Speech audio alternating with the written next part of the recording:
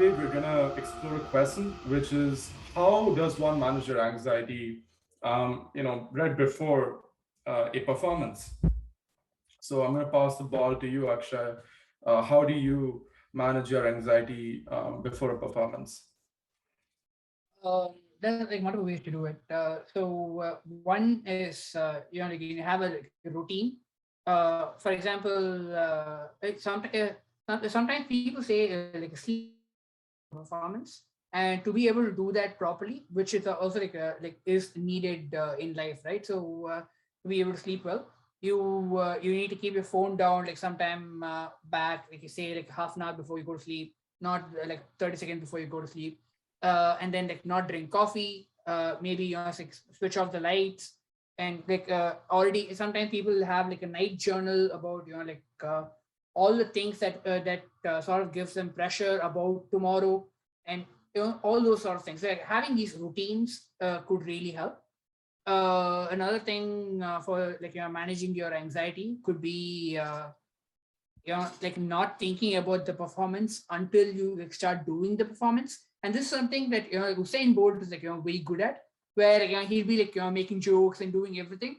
But then the moment you start, he gets set where he's like, okay, I'm in the game. And sometimes honestly, even when he's running, like he poses for the photo, and like which looks like he's like having fun even then. So as was stated in like the previous video, like you have to find out what works for you, and that can be like thinking about the performance at the last seconds, so like you don't give time to your anxious thoughts, or writing down all your anxious thoughts, so like you already know what they are, and like by writing them down it doesn't sound as big, because you're giving thought some time to it. So like the unknown factor of it, how big can it be, is sort of like taken out of the picture.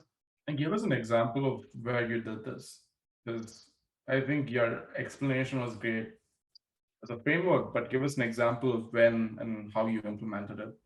Okay, yeah, I okay, this is like a flex here, but like Please, flex. I had to, so I had like I was actually part of a Guinness Book of World Record for like playing drums. Wow. And it was not because of like something that only I did. It was more of like 1,000 people like did the same thing, and I was also one of those people. And essentially, like we prepared for it, and like if we mess up, then it will be bad. And there's 1,000 people who are doing the same thing, so if I'm the one who messes it up, it would be bad. And like all my peers are next to me, that we are all looking for the sounds, and we would know if someone gets it wrong, right? And then like being able to like get all 1,000 people doing the same thing is the whole part of like if everybody went on like another beat, then it's not going to work out. So like the whole thing to make it work, like make it a Guinness Book of World Record, like, and I think it's as Pranesh like in the video yesterday, like it was bigger than me, and like so like for me the stakes were high, like like a lot of people were like counting on this. So at that point, if I mess up and like they do pick it up, then they're not gonna be like, oh, 999 people, 999 people did it right. It'll just be like that one black spot in that white thing, and they would just talk about the black spot. So the stakes were high, and for me, what I did was like take a huge breath. I knew what I was going to do. I had a mental picture of what I did, so I thought about it. Like I had the rhythm in my like in my hand, where tit, tit, tit. I kept the tempo going, and then the moment he started, he started with like 1, 2, 3, 4, and then he starts the thing. So it perfectly fit the tempo that I was having in my head, and like by the time I started, I already knew I was going to go well. That's the way it happened at that specific time. Kind of worked out well. Thank you so much for coming. And like next person can talk now. Yeah, well, I mean, that wasn't a big flex. I think it was beautiful. Thanks for sharing. So yeah, I'd like to pass the ball to you. How do you manage your anxiety? Give us your framework and give us a breakdown of an example when you actually implemented that framework. Yeah, so every time I have to speak in public, which I really love doing, I have found the ways to work around it in two parts. So the first part is just having an alter ego. So now I'm not talking about if you've been diagnosed with, generalized anxiety disorder or anything else, but if you are someone who feels anxious about things, we have this tendency to identify and start telling ourselves the story like, oh, I am an anxious person before I perform. And then you lose track of the possibility that there is a part of you that may not be anxious and that actually enjoys doing something like that. So I have an alter ego in my head, and she's just this like someone who's very confident, who doesn't feel any kind of stage fright, who knows exactly what she's doing. And every time I meet people who kind of align with that, I try to like observe their mannerisms or their, attitudes. And I try to be like, oh, that part of me is learning from this person. So my alter ego kind of is like this weird mishmash of people that I really look up to, like for their stage confidence, like Ranveer Singh. So right before that, I imagine that I am becoming him.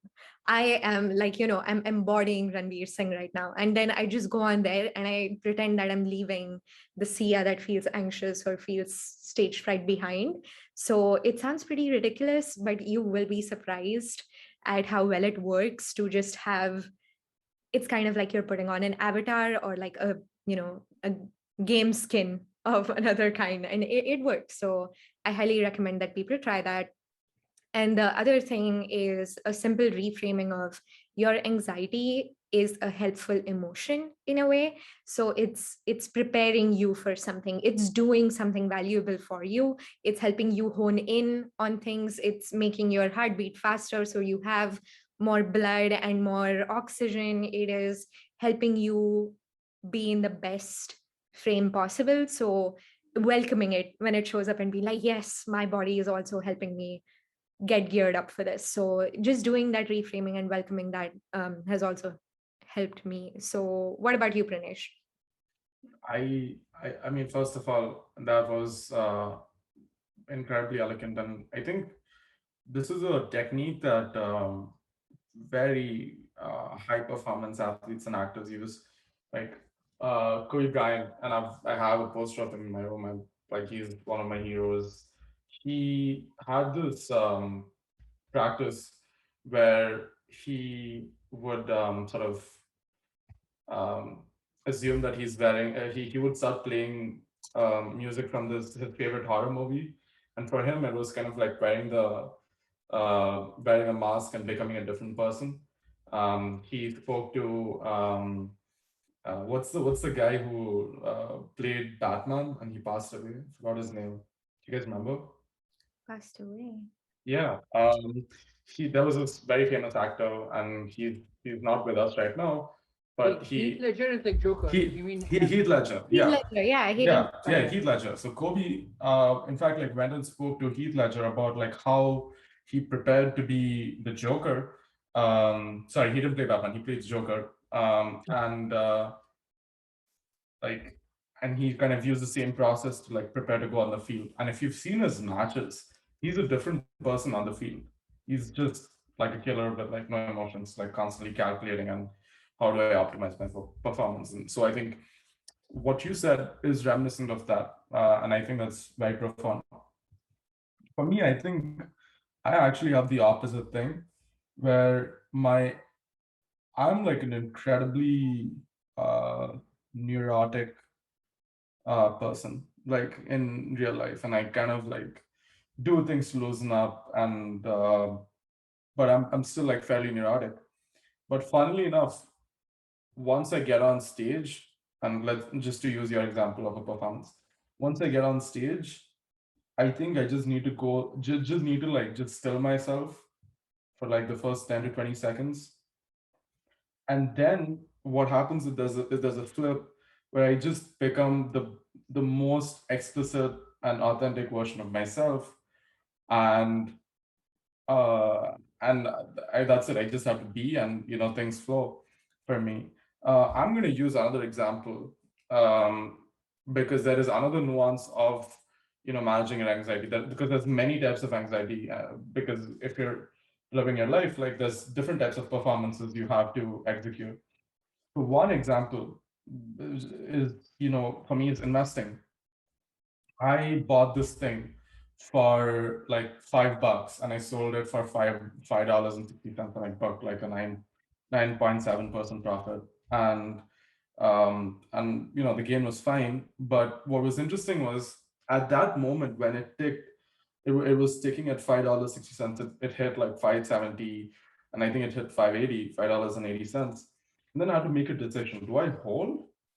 Am I selling too early? Or do I sell?